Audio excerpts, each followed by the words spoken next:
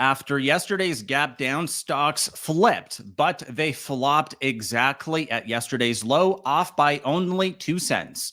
So, what exactly happened? Because everything went higher starting at about 10 a.m., but then they stopped going up. That's that flip and that flop that I'm showing you right here. So, this is ISM manufacturing numbers coming out at 10 a.m.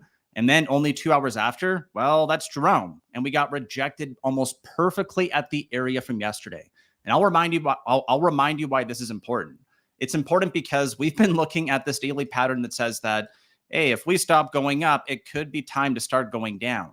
And at least for right now, that's what it's starting to look like. We're starting to see resistance act as resistance. There's no confirmation yet, but on today's show, we're going to walk you through everything you need to know. So buckle in, because there's a lot just for a daily recap.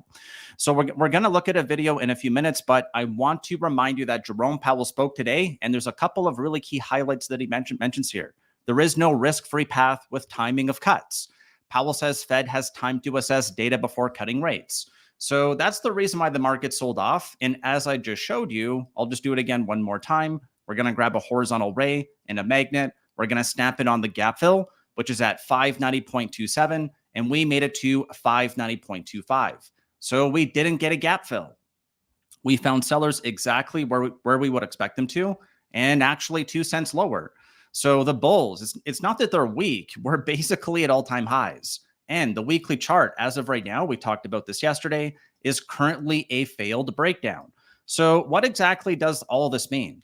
It just means that right now, as I said yesterday, it's a time for caution because we need to see how this weekly candle is going to close out before we get confirmation. Before we get confirmation, we get evidence. And right now we're seeing evidence.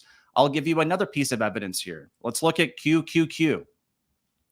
Because if we look here and we're trying to be, whoa, what did I just do? Let's bring this back to where I wanted it. If we want to be objective, what I would look at here is a weekly candle, which is actually a bearish engulfing candle because we have a higher high, we have a lower low, and we're hovering around the low. So if by Friday at the close at 4 p.m., we are below last week's low at 441.93, hey, that's a bearish engulfing candle. That usually leads to downside. I'm not going to be there saying, oh yeah, bulls are strong. Bulls go to infinity and beyond. Nope. That's going to be me saying that we don't just have warnings, because right now we got a second weekly lower low. Our leading stock, or the king, is now telling us that it has broken its pattern of expansion because there's currently 2 hollow candles on the weekly chart. And all that means is that we're currently below where we opened the candle. So last week, it means that Monday is here, Friday is here. And so far this week, we're lower than where we opened. On Monday, we opened at 902.99. We're currently at 889. So what's important about what we're looking at is that warnings are warnings. And as I've said, we're currently below that low. But on the weekly notes, what we talk about is at least seeing 2 candles, 2 lower lows. So even for NVDA right now, the earliest that we would get 1 weekly lower low would be on Friday if it closes below. And then we would have to wait until next Friday to get a second weekly lower low to form lower lows with an S, right? A set of candles. Because otherwise it's not a pattern. And as technicians or technical analysts, that's what we're looking for. We're looking for patterns. I'm going to ask you for a huge favor. If you could please consider smashing that thumbs up and subscribing to the channel, I would greatly appreciate that. All right, so there's your intro. The market is shaking it off, though. We talked about Bitcoin being a leading indicator yesterday. The market doesn't seem to really care right now. So we're sitting here at 62, but we were at extreme greed not that long ago. On the pre-market stream this morning, I talked about how caution does not mean the same thing to every person. For me, what this means is the same thing I've been saying since December. What we want to do is we want to manage risk. We want to set stops, raise stops, or trim. And the reason why we want to do this is because it means we're managing risk. We're not selling everything. We're not going net short. We're managing the risk because it's not always going to be terrible for every sector. Hey, if you're an Intel shareholder today, you're like, oh my God, they didn't figure out anything. They're going to make money in 2027. Sell it. Same thing with Procter & Gamble. And it looks like a sell the news on Disney after that proxy battle with Nelson Peltz is now over. Caterpillar's still strong and lots of stocks are still strong. So it's really about what Jerome had to say. And he talked out of both sides of his mouth. which I'll show you here in a minute. Look at silver, though. It's not everything going down. You're like, oh, why are stocks down? You're probably just looking at the wrong stocks. SLV or silver is up by 10% in the last 5 days. Cameco, the largest uranium company, up by 18% in 5 days. That's incredible. If we look here to Paramount, there's now merger rumors with Skydance. Stock is up by 15% today. And look at Stinky Aurora. It's up by 44% today and 5% in after hours. What the hell? Right? Exactly.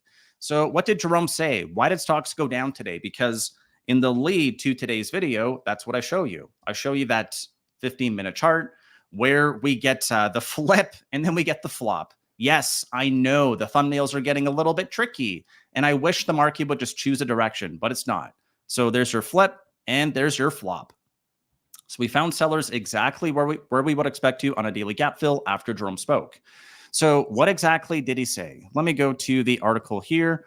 This is going to be about 1 minute, and then I'm going to come right back. So I'm just going to share the tab. 1 second here. Thank you for your patience. No Fed cuts, no problem. How would you react if there were no rate cuts this year, Andrew? Well, again, I think they would be forced to cut rates if the economy weakened. So if you told me at the end of the year there were no rate cuts, my first reaction is, well, that means earnings estimates for next year are going to start the year somewhere, 275, 280. If you told me that they were cutting 6 times, I would go, oh my God, there's no way earnings are going to start the year at 275. So again, I think a patient Fed validates that the economy is strong. That's better for equities because as you think about where will the market end the year, it's going to be priced off of what is the forward earnings estimate for the S&P. And right now, next year is in the 275, 277 range. And all right. So if you listen to what he had to say, it's interesting because it means that we don't actually want to see the Fed cut, which we've talked about many times before. But here's some headlines after Jerome Powell spoke. Gold nears 2,300 or basically all-time high after Powell says Fed has time before cutting rates. Okay. Second one here, world labor market defies odds and forces a reset of rate cut bets. This will be very important going into that average hourly earnings and payroll Friday coming in this week. Bond traders load up on bearish wagers as Fed rate cut odds dwindle. What exactly does that mean? Right now, we're currently only at 58% for a June rate cut. So it's still the base case, and Mary Daly is right there saying that. Fed officials say 3 rate cuts a reasonable baseline for 2024. And then we had Bostic saying 1 time, maybe at Halloween, right? This guy is just a Debbie Downer. So right now, when the GDP is really strong. So we look at the last quarter, 2.38. Now we're at 2.81. So not seeing any rate cuts actually means that the market is strong, the economy is strong, and the stock market's strong because it's the companies inside of it. So right now, all we want to focus on is that we're in an annual green light, or things look good for 2024. And on the monthly chart, we just want to be a little bit cautious. We either want to be back above 525 or just be receptive that a back test might be underway or it might be over. We also talked about the exact levels to look for this week. I'll briefly show you those here again. It's 1% to 517. It's 4% down to 504 and 8% down to 480. All right, the weekend deep dives now on the left-hand side. I look forward to seeing you at 9:15 tomorrow. Thank you very much.